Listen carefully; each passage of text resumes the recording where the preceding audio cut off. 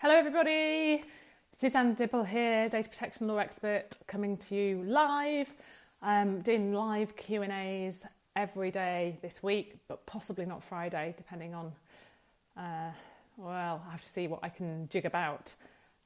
Oh, Morgan, you've got in super quick there, well done. Very quick question. Yes, the quicker you get in, the more certainty you have of me answering your questions. So welcome. Sorry I'm a little bit late. My Ocado man was late and I had to put my ice creams in the freezer. So sorry for starting a couple of minutes late. Welcome to all of those who are joining. Let me grab my iPad so I can go through your questions on there.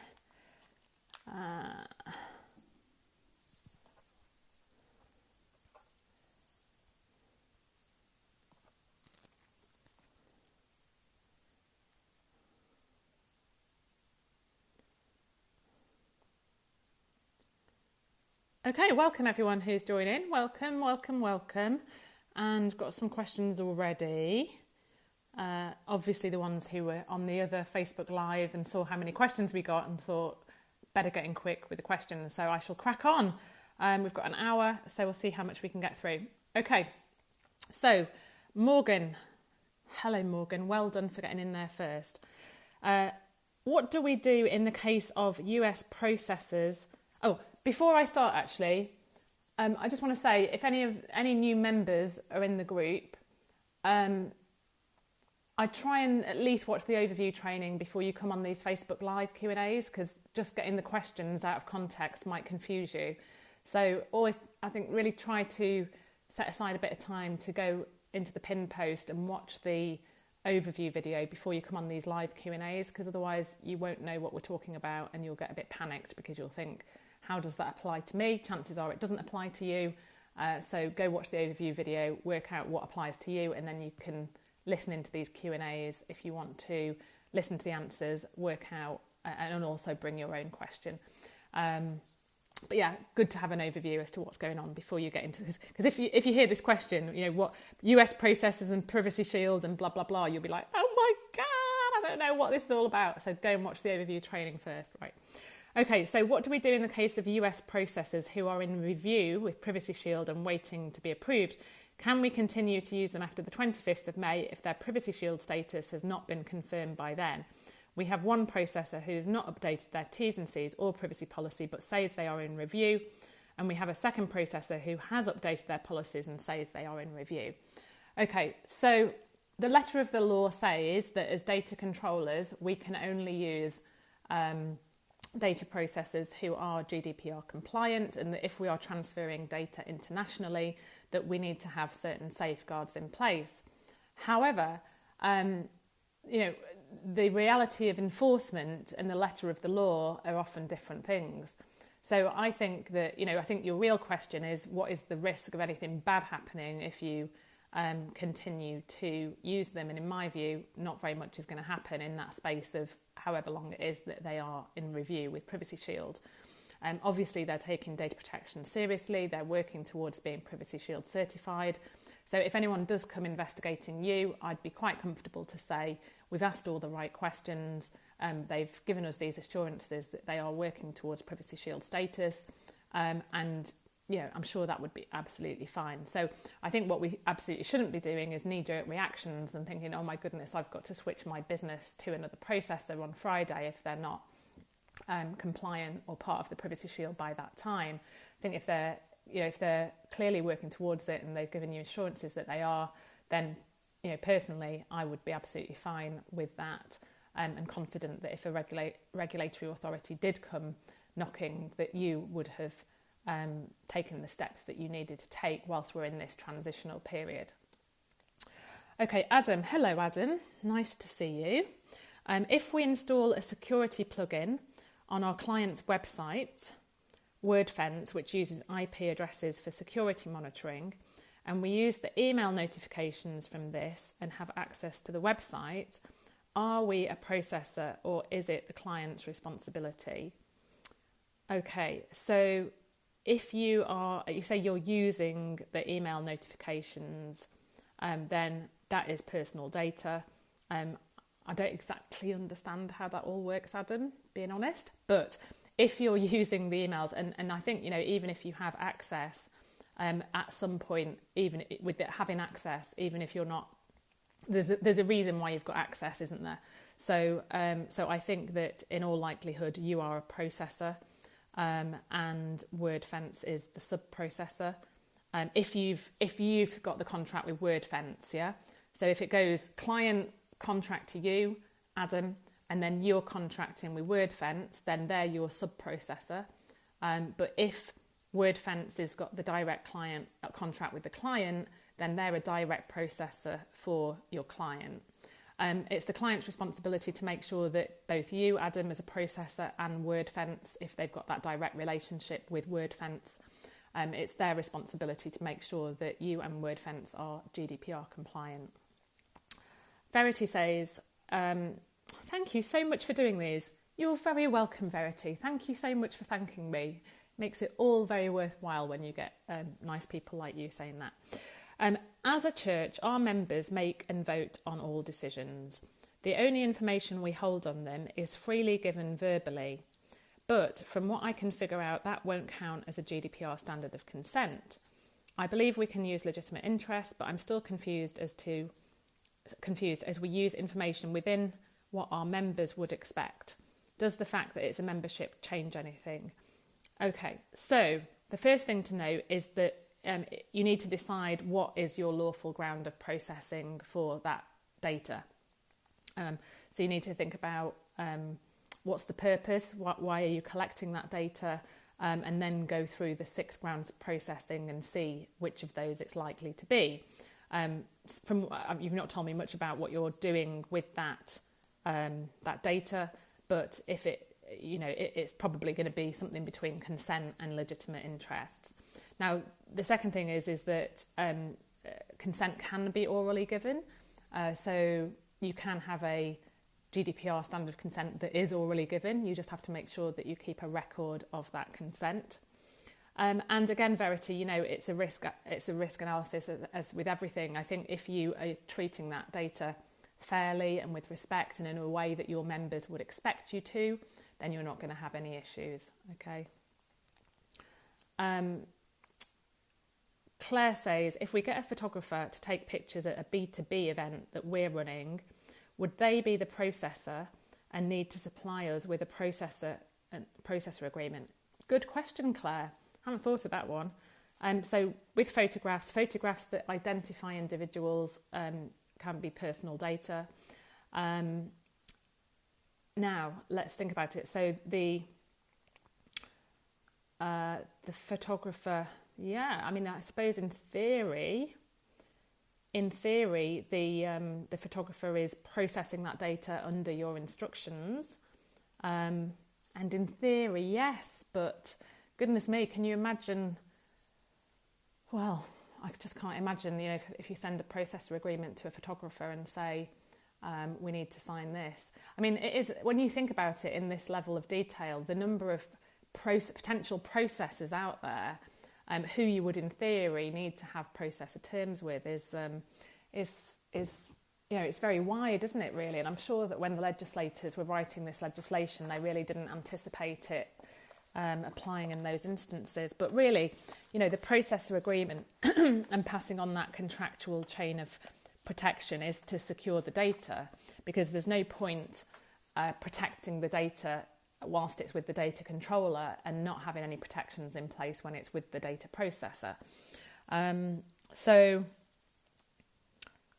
yes, according to the letter of the law, then yes, you would have to have the processor terms in place, which makes it interesting, doesn't it, really?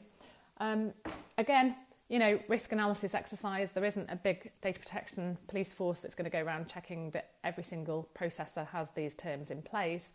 But what you want to think about is if there is some kind of breach and there is a potential investigation, then, if you don't have it in place, then that's when there's an issue, isn't there? So you need to think, how likely is it that there's going to be any problem?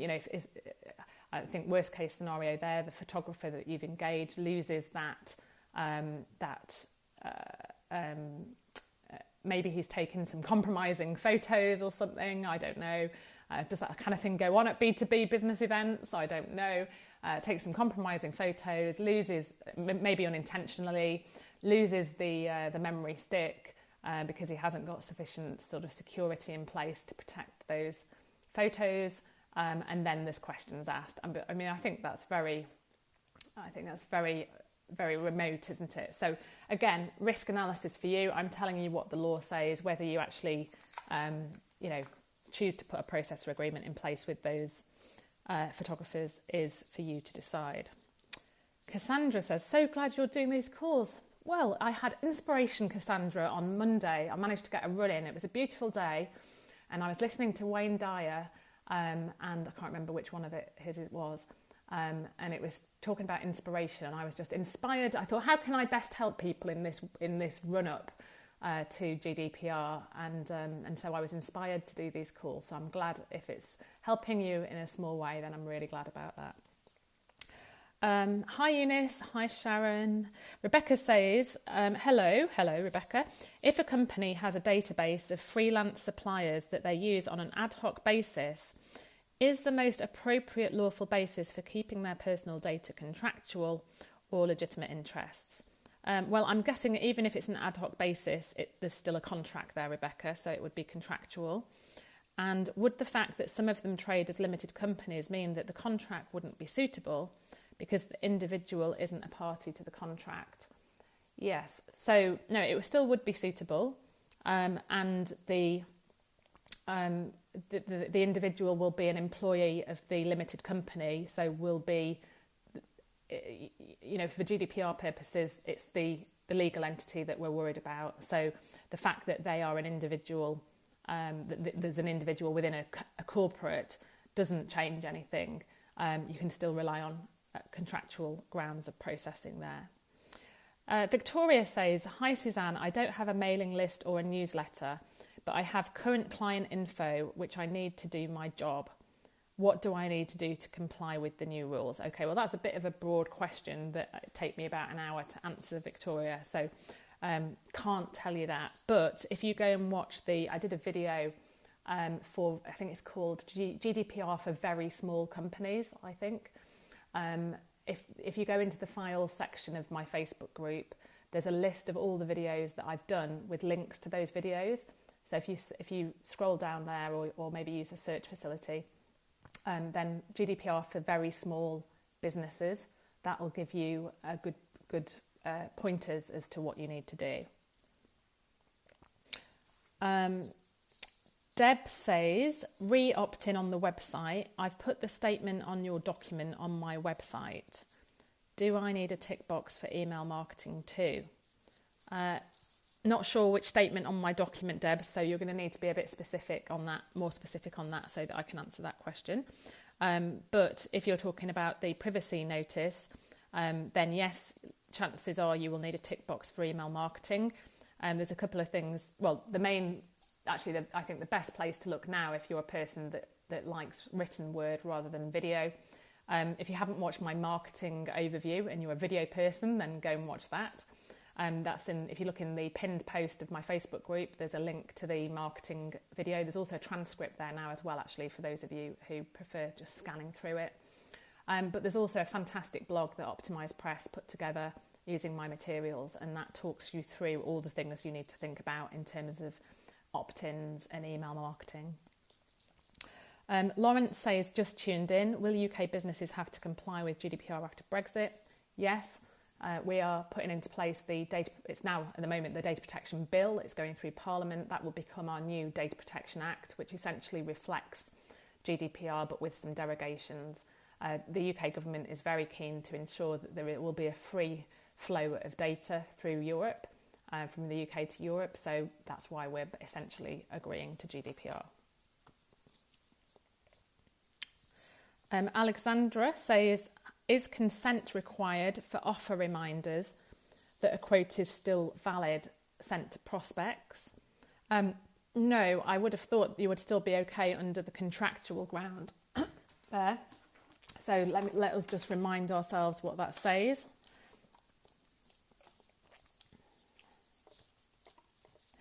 So the 6 lawful grounds of processing, the contractual ground is the processing is necessary for the performance of a contract to which the data subject is a party, or in order to take steps at the request of the data subject prior to entering into a contract.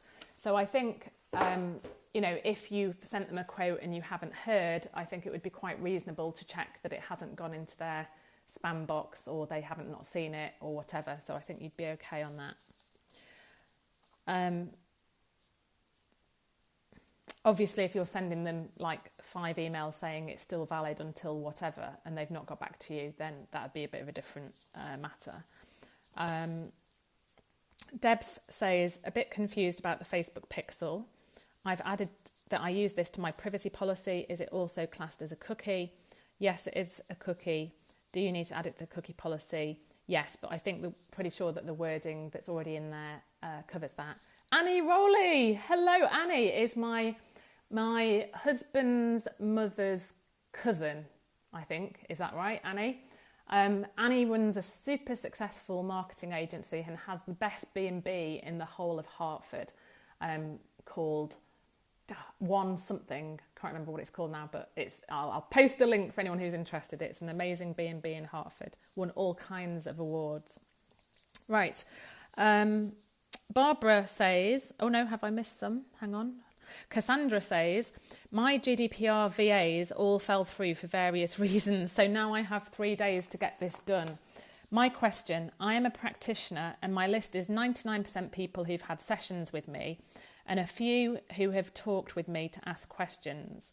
They signed up for my clinic and event updates and videos to support their health journey with me. Does this fall under legitimate interests and I just need to send them my privacy policy update and an unsubscribe option? Can you advise me on this? No, Cassandra, I can't advise you. I can give you guidance on it and educate you on what the law is. But just to be clear, it's not legal advice. Okay, so if you have existing customers and you're emailing them about something very similar to what they've already either bought or been in touch with you about, then yes, legitimate interest should be fine. Under PECR, if you're in the EU, remember PECR is the legislation that works in tandem with GDPR, and it says that we need to have prior consent for unsolicited marketing emails to individuals unless the soft opt-in applies. And if you look in, I've done a number of videos on the soft opt-in, and there's also in the file section, there's a reconsent checklist, and in there is the soft opt-in is set out in there. But yes, Cassandra, I think you would be, just check on that soft opt-in to make sure that you fall within that. But if you do, then you could rely on legitimate interests. Okay, Alice says, what happens when someone orders a custom order as a gift for someone? So someone orders an anniversary frame from me for their parents. So I have their details given to me, first names and wedding date. But what happens if the customer says I can share the finished product on my social media page? Is that consent okay, as it's not their own personal data, but it's in their order? Okay, I think the first question, Alice, is whether you can identify those people from that data. If it's just first names and wedding dates, then that's going to be quite hard to identify them. Although, saying that, I said that about something else and someone came up with this amazing new technology that let people do something to identify that person. So, but again, Alice, I think, think about the risk here. If it's the children and they are, saying, yes, it's fine to post that on social media, then what are the chances of anything at all bad happening to you? Not very much, is it? So, we could sit and theorise about whether that is or is not, all the different ways that GDPR affects that. But in reality, is anyone actually going to be bothered about it if you've got the consent from the person who's actually ordered it? Barbara says, I've watched various videos on this topic. I'd like your perspective on this question, Suzanne. If a trainer is travelling and has EEA personal data on his or her laptop, does that mean that he or she needs to sign the model contractual clauses as a processor, even though they may not be accessing that particular data in a third country, such as the US, or countries covered in the 12 countries that have the adequacy finding. I'm feeling they should, but wonder if it's over the top. We're working with about 20 trainers. Okay, so I'm trying to work out the chain of events here and where people are. So they may not be accessing that particular data in a third country. I think, Barbara, my feeling is this is over the top. If you are, I think what you're saying. So here's an example. If a trainer is typically within, or a freelancer is typically within the EU, and they are travelling outside of the EU or EEA, does that count as an international transfer of data? Now, to be honest, I don't actually know the answer to that. I've never been asked it before, but in reality, if we think of what is so that those trainers, if they are established within the EU, will be subject to GDPR and will have to keep the data secure and all the rest of it. But I'm curious now to see what the actual wording is about transfers.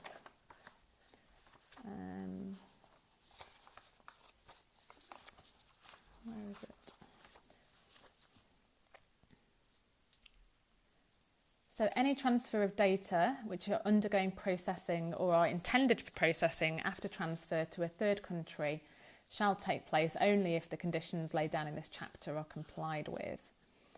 And then it talks about adequate levels of protection, etc. So a transfer to a third country.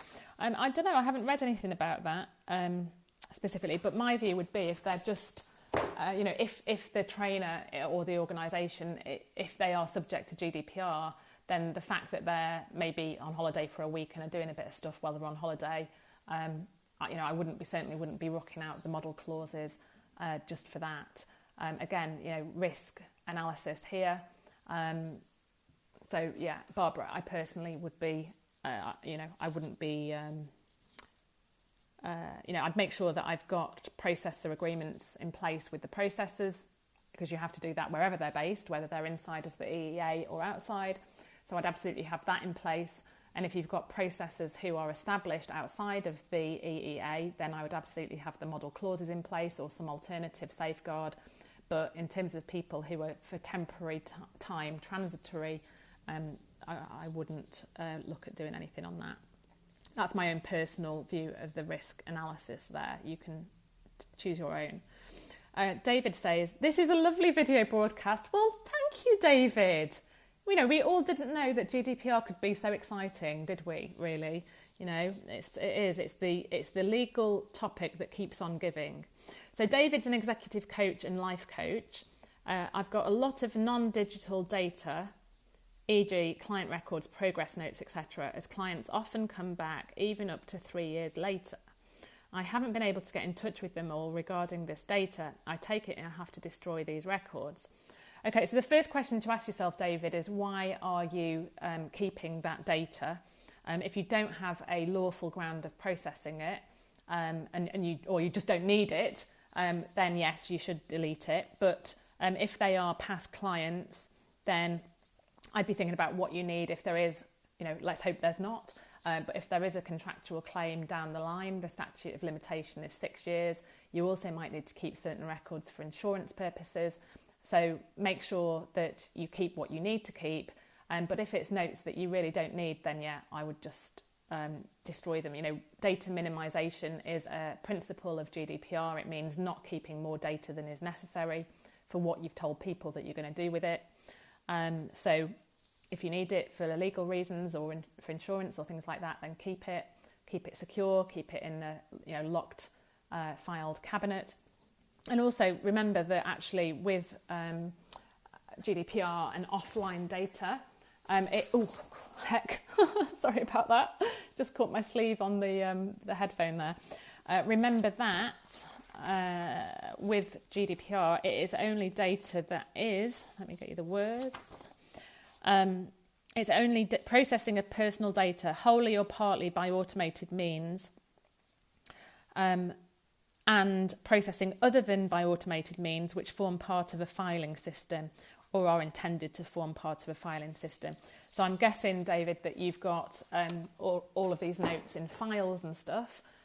If you don't, then it's kind of okay, although I'd just destroy it anyway to be safe. But yeah, so make sure that if you do need to keep it for legal or insurance purposes or some other reason, then keep it. If you don't, get rid of it.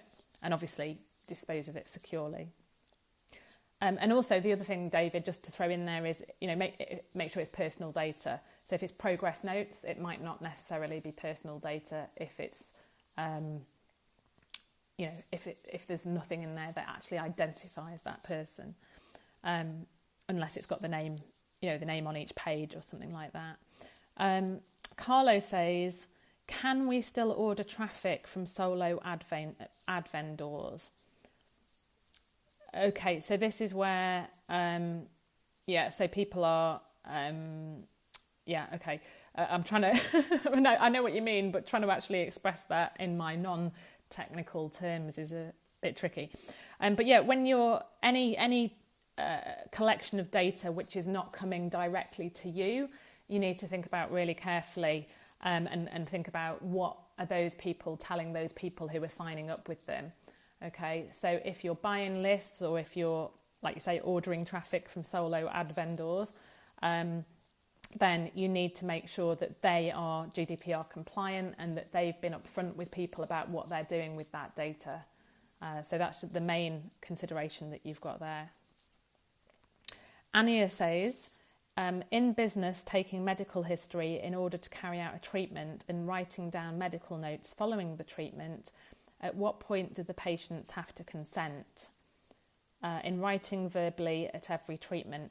Well, I would have thought, Anya, that the practice itself will have an overarching privacy policy and consent document. So I wouldn't have thought that it would be at the point where you're writing down the medical notes following the treatment that you'd need any kind of extra consent. That should all be dealt with upfront when the practice is taking on new patients. And obviously all the practices will now be doing something with existing patients. So I would have thought, and certainly that it's way beyond the scope of this Q&A to advise practices on their entire privacy policy and GDPR compliance and getting consent, etc. But certainly that should be built in holistically into the practice and not just thinking about writing medical notes. Now, if you're doing that as a freelancer of some in some way, and you're not an employee of that practice, then again that's dealt with up front. They should be getting you to sign the processor agreement, and you're covered that way. Okay. And remember, processors don't need to get your own consent. Okay, you're relying on the lawful ground of processing of the controller. Okay. Rich says, very useful Q&As. Thank you for this session. Thank you, Rich. Thank you so much for saying that. That's very kind of you.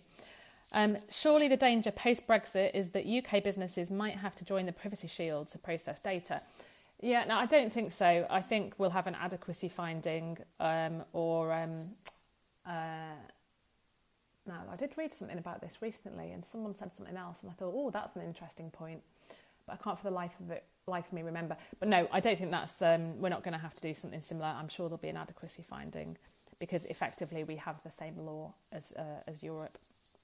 Wendy says, thank you for this. Please advise. No, can't advise, just guidance and education. And then you do what you want with that. I've sent out 2 newsletters from MailChimp now for GDPR asking people to update details. My website guy says that those who haven't opted in by the 25th have to be deleted. Is this true? For a lot of these people, I have consent on paper, dated and signed from those I've been in physical contact with in the last few months. Okay, Wendy, we've discussed this many times in the group. I know that's not helpful for new members. So if you're a new member, then I understand your question. But the best thing to do is go and have a look at the reconsent note in the file section of my Facebook group, and that will talk you through that. But yes, if you've worked out that you need to get people to re-opt in and they don't by Friday, then you can't then email them after Friday, because you have effectively, you've not got your GDPR standard of consent. And if that's the ground that you're relying on, then you have to stop emailing them. It doesn't mean you have to delete them necessarily. You can keep them on a suppression list if you have other reasons to process that data. Annie says it's number 1 Port Hill is her B&B, and I can really recommend that. Awesome place. Okay, so Jonathan Groves, small charities sending newsletters. The ICO direct marketing guideline says soft opt-in exception only applies to commercial marketing. Not-for-profit organisations will not be able to send campaigning texts or emails without specific consent, even to existing supporters. As a charity, should we therefore forget legitimate interests and just reconsent everyone? Yes. Yes, if you can't... Well, it depends who you're emailing, because remember that PECR only applies to individuals, which includes sole traders and partnerships. So presumably you would be able to email corporates. So look through your list and see if you can segment that way. But yes, if the soft opt-in doesn't apply, then for PECR purposes, you would need consent for marketing emails. So even if you decided it was under legitimate interests, under GDPR, then you would still need consent under PECR. But as I say, maybe you can segment your list and carve it up so that you've got individuals on the one hand and corporates on the other. Bridget says, I write features interviewing people in business or who've just bought a new home. How long can I keep my notes for? Okay, you can keep them as long as you need them, Bridget.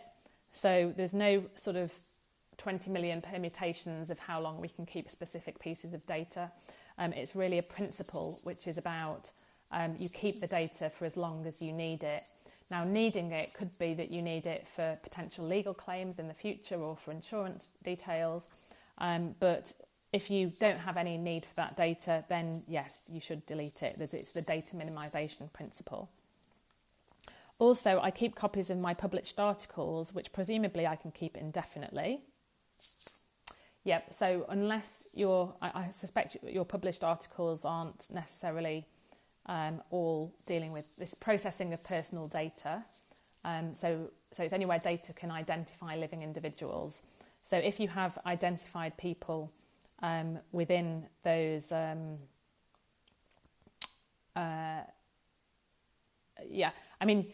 you can keep, yes, okay, I see what you're saying actually. So the published articles are people that you are interviewing. So by that token, they are identified by their name and their business and whatever. So yes, I mean, again, how long do you need them? Yes, I think that's absolutely fine. We don't have to go round and start culling all of the articles that we've written. Can you recommend any encryption for emailing, as I use Outlook currently and don't know if this complies or not? No, I can't. I'm not really a security expert, but there has been lots of discussion in my group about it. So if you use the search box and put encryption and email in there, then that should throw up some good threads about that. Alice says, thank you so much. You've been incredibly helpful. You're very welcome, Alice. Thanks for coming on and asking the question. Karen says, I run an inventory company and only act on instruction from landlords and agents. So I'm just a data processor. If I have self-employed clerks, are they sub-processors, and is there anything I need to send them? Yes. So they will be sub-processors if they're self-employed, if they're processing that personal data under your instruction. And yes, you will need to send them the processor terms. So it's that contractual chain of protection all the way down the line. You also need to do due diligence on those sub-processors to make sure that they are, compliant with GDPR and keeping the data secure, etc. But yes, you need to have, for all of your sub-processors, the processor needs to put in place a similar contract that has all of the processor terms in there with the sub-processor. I'm also confused as to whether I need to register with the ICO as I'm only a processor. As I've said, the ICO registration is changing to a controller charge. I believe it is just for controllers. But presumably, Karen, you are a data controller in your own right because you have details of your clients and things like that. So I'd be looking at whether you need to register for that controller charge in any event for your own business.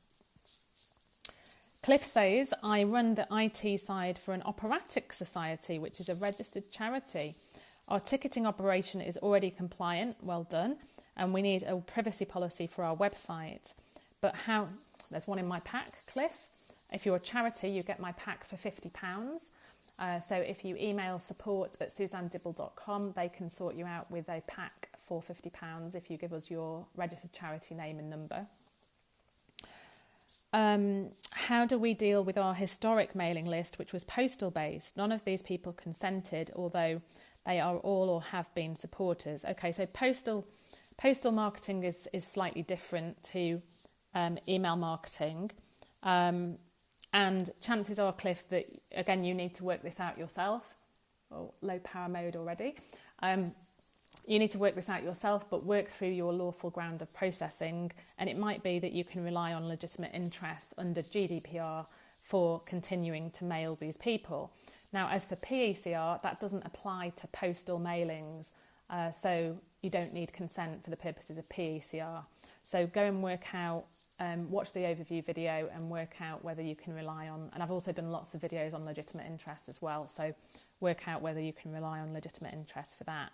Now, as a question that you haven't asked but is kind of related, and I have been asked it before, is, you know, if you've got a postal mailing list, does that mean you have to post out a copy of your privacy policy, your new privacy policy, and reminding them of the right to opt out to all of those people? Well, in my view, that is an unreasonable ask of a small business.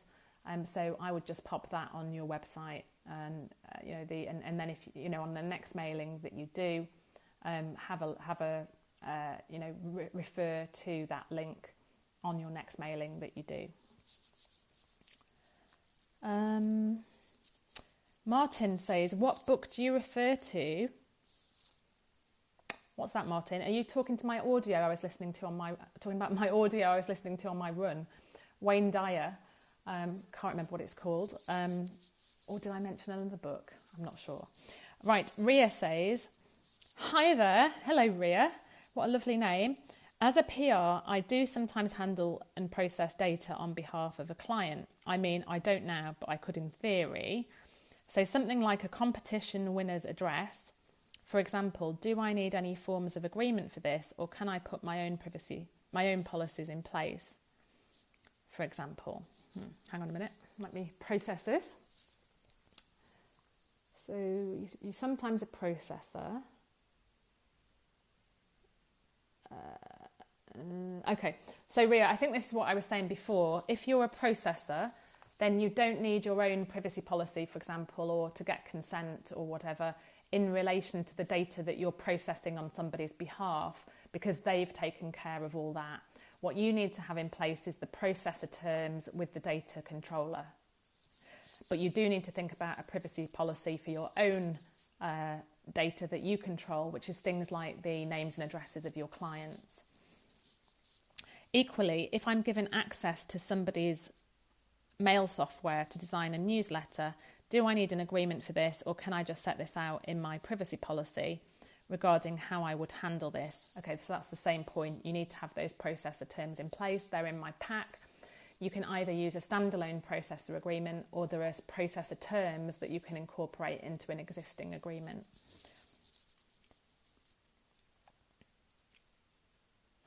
Okay, Jackie? Is that how you say it? Jackie?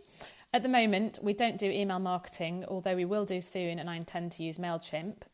However, we do email our suppliers, distributors and end users, and often copy those into emails to others. For example, we may copy a distributor into an email to a supplier. Do we have to notify all those people that we may share their data with third parties?" I don't see any reason why you shouldn't. And in theory, yes, I think you probably should.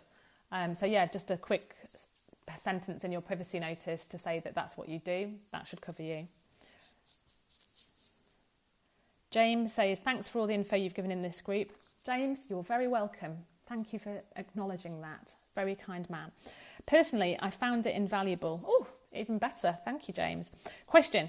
My business has a team of sales representatives who regularly send out prospecting emails to multiple individuals working and operating in the B2B scientific sector. Okay.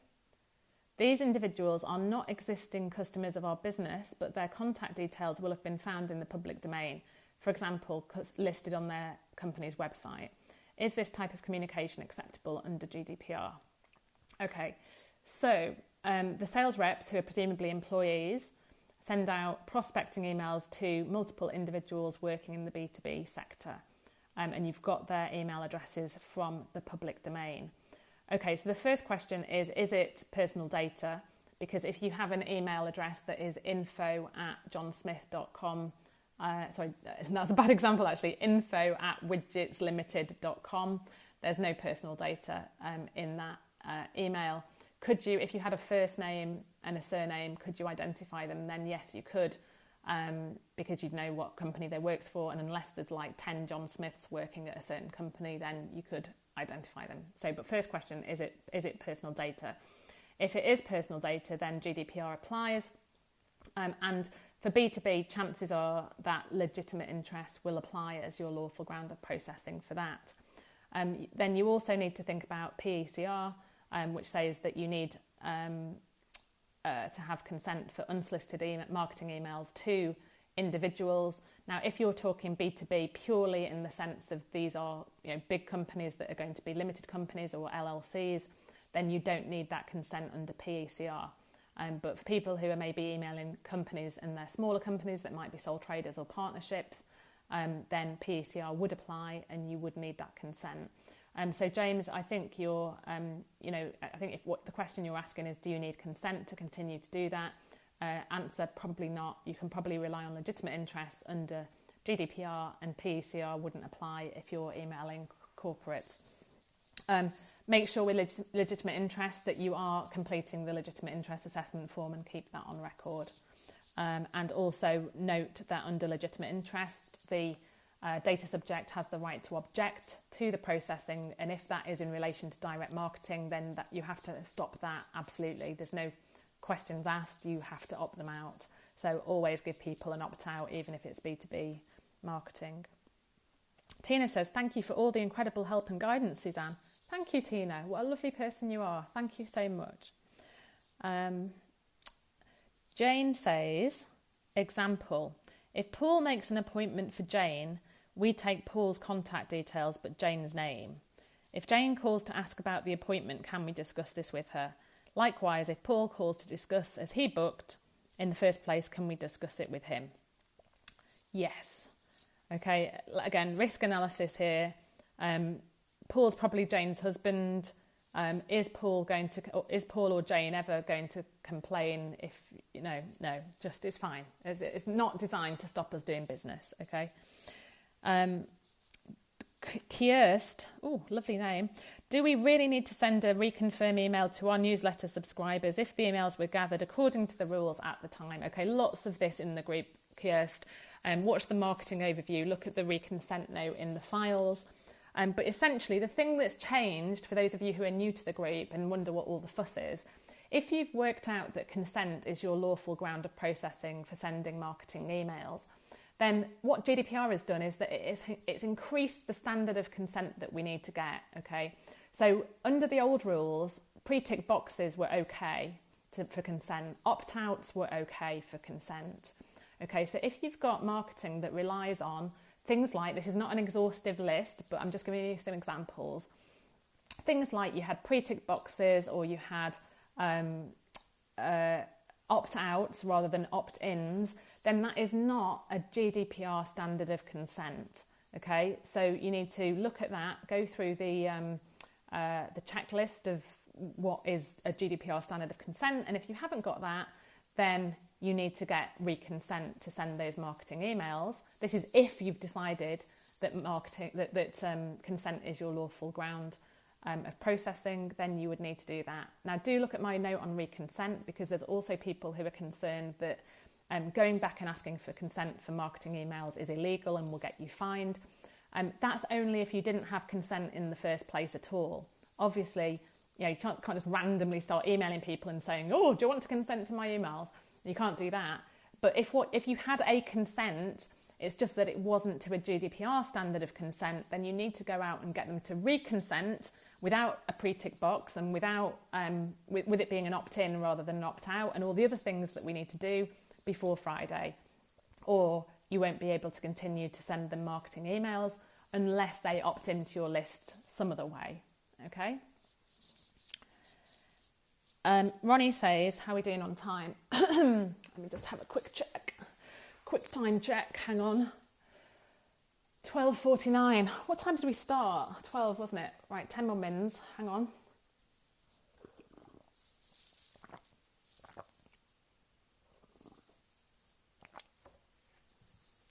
Right. Questions, where have they gone? Righty-ho. Ronnie says, do we need to send out a new DPN to all our clients? DPN, what's that an acronym for? DPN. Do you mean DPA? You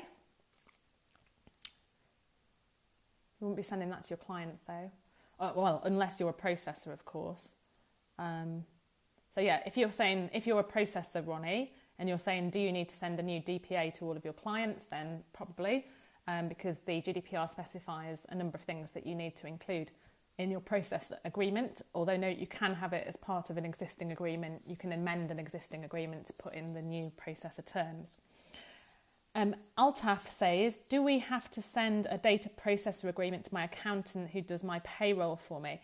Yeah, now this is an interesting one, because unfortunately I think the accountants at the moment are still waiting for their regulatory body to give them some definitive guidance on this. But I think that the stance that they're taking is that, well, they're definitely a data controller in their own right for a lot of your data, because they have to act on that independently. But whether they are a data protection notice, okay, you mean a privacy policy or privacy notice, yeah. So the question was, do we need to send a privacy policy to all of our clients? Yes. Yeah, if you've got a new one, then yes, you'd either send it with your email getting consent, or if you're relying on legitimate interests. Actually, so you're just talking about clients here.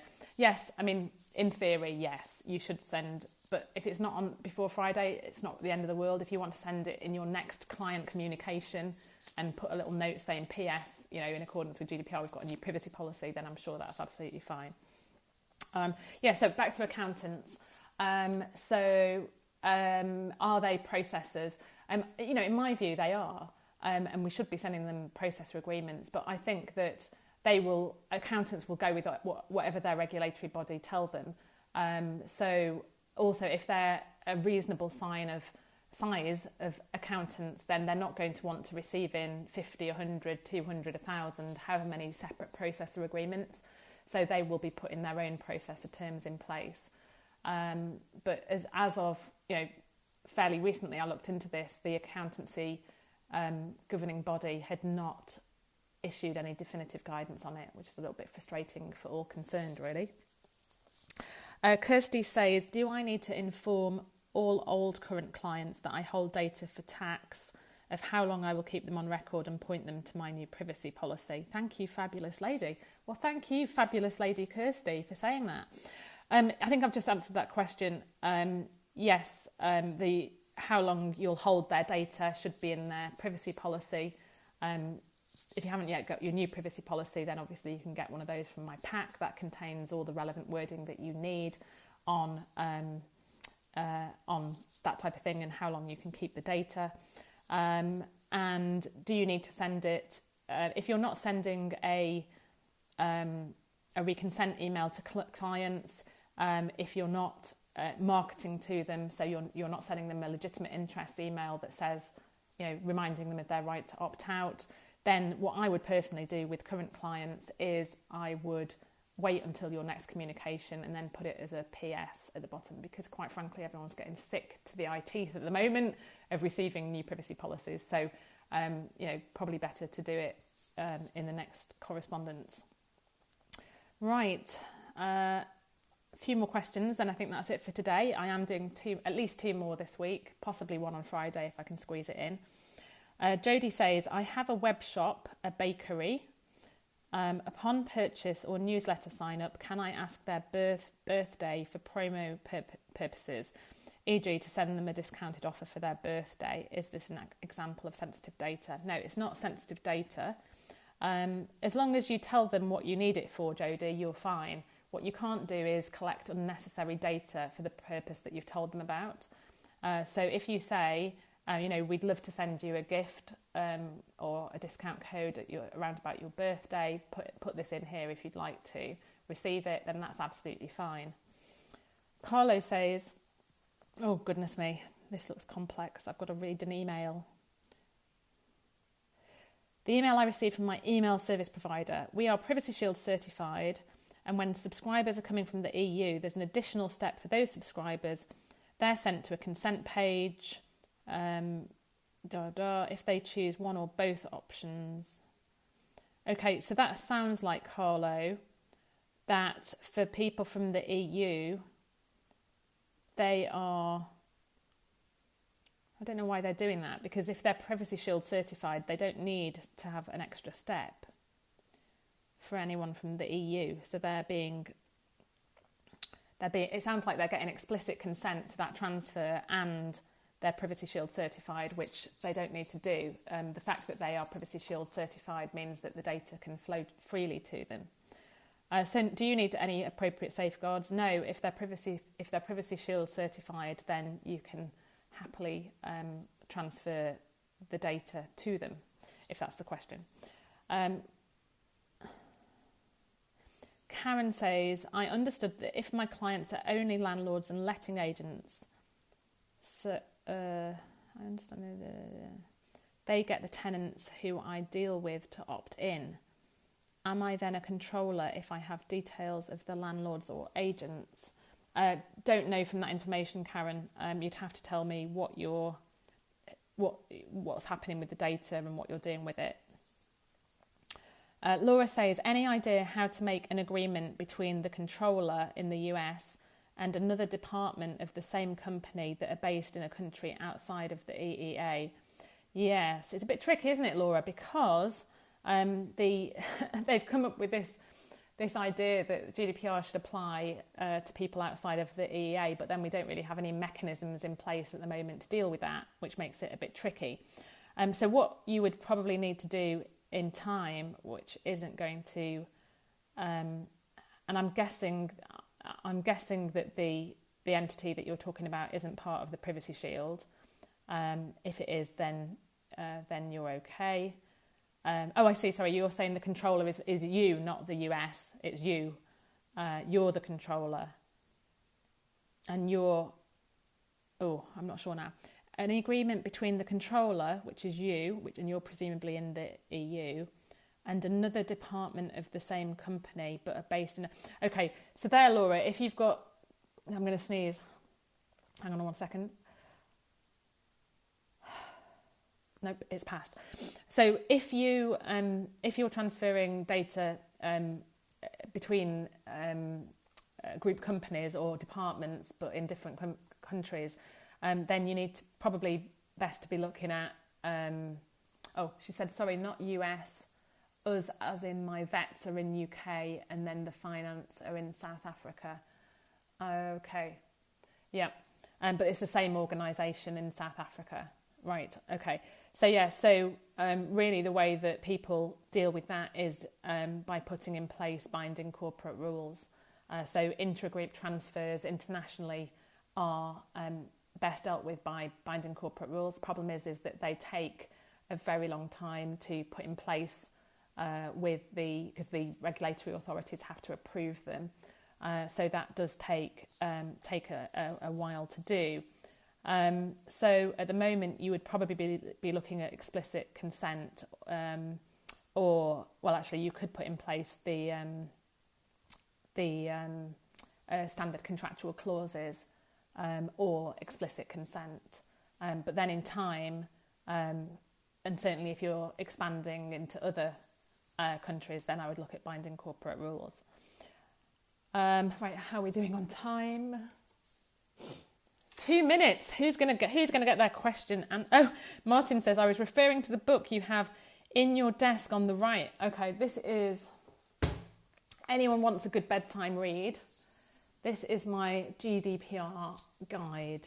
And actually, it's a practitioner's guide, but the real bit that is quite handy to refer to is it's got all the regulations, it's got all the articles and the regulations in the back, so it saves me having to look online.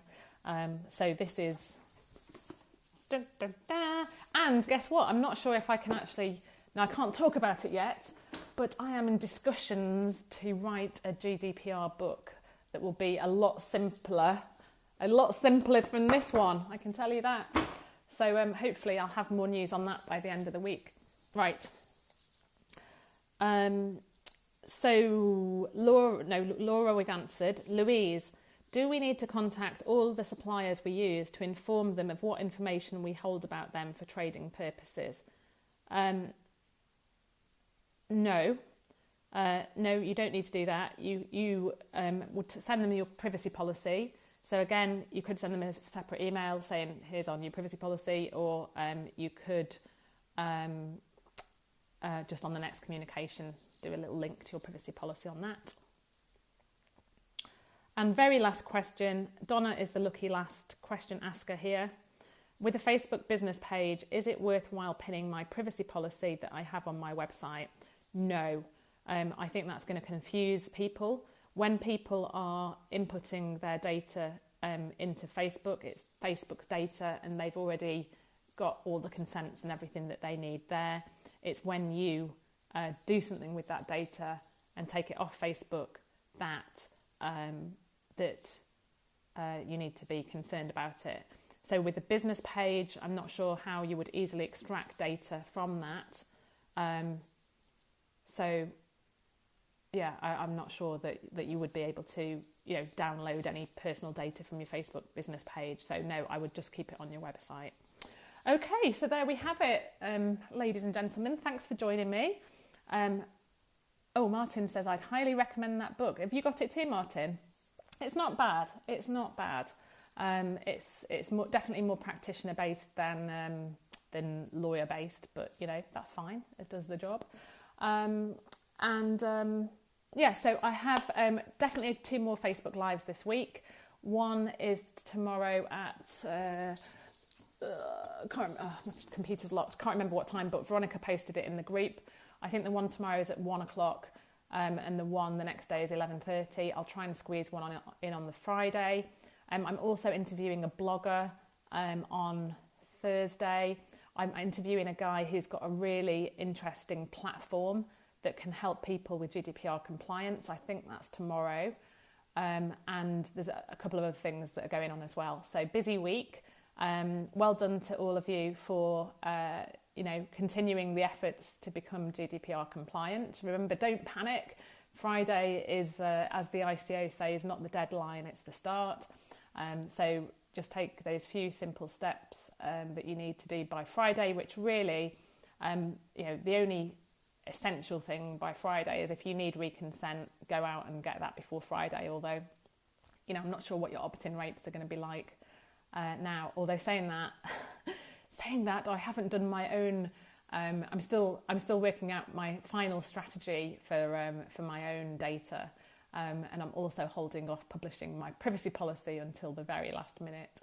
So yes, interesting times, isn't it, guys? Interesting times. So for those of you who didn't get your questions answered this time, do come on to the Facebook Lives that I'm doing tomorrow and the next day. And obviously, the earlier you can get your question in, the more chance you have of it actually being answered. Thanks for all your kind words that you've put about these Facebook Lives. I'm really glad that they're helping you. And thanks for everybody who's written, particularly over the last couple of days, lots of nice things in my Facebook group. It's just really great to hear that I'm helping you. So thanks. And if you haven't told all your friends, all your business pals about the group, then let's get them in. We're at 30,000 now. I think my initial aim, which might have been a bit optimistic, was 50,000 by Friday. I don't think we're suddenly going to find an extra 20,000 people to come in by Friday, but keep sharing for anyone. I mean, so many people still don't know about it. You know, that's the worrying thing. I think the latest stats was something like 1 in 5 business owners had never even heard of it, and I wouldn't be surprised if it wasn't higher than that. So, you know, if you're having business conversations and people haven't heard of GDPR, or you know, they are talking about it and clearly have no idea what they're talking about, then direct them to my group. And for those of you who haven't bought the pack yet, thank you very much to all those of you who have. And we're constantly trying to make it better for you and adding more documents in and making it more user-friendly. But if you haven't bought that yet, then go and grab that, because, you know, I think, you know, there isn't this vast data protection police force that is going to walk in on the Friday morning if you haven't done all this stuff. But I think for your own peace of mind, just taking those first few steps would be a really good idea. You know, get a handle on your data inventory, put your privacy policy into place and your cookie policy. And I think that'll make you feel a lot better about things. So have a great day, whatever you're doing. Enjoy the sunshine, and I'll catch you tomorrow.